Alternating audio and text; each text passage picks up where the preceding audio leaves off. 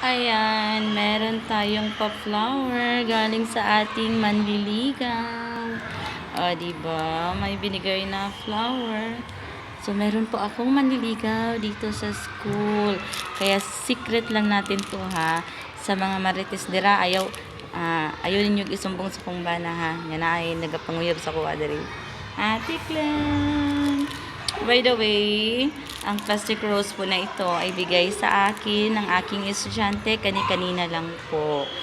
So, ayun, niyakap ko siya kasi naging estudyante ko din siya sa summer class ko. Tapos, mahilig din siyang mag-hug.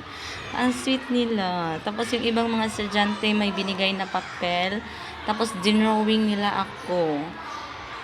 Di ba nakaka-touch kapag ganyan ang mga estudyante mo kahit makukulit? Nakaka-touch yung mga nila. Yung mga parang pa-thank you nila sa'yo na kahit minsan nagagalit ka sa kanila pero sweet pa rin nila. Ganun. Talagang hindi nagtatanim ng galit yung mga bata. Kaya si teacher din, hindi din nagtatanim ng galit. Kapag galit sa loob ng klase after class, with hug yan. Kaya ayan. Thank you sa flower, my dear student. I love you.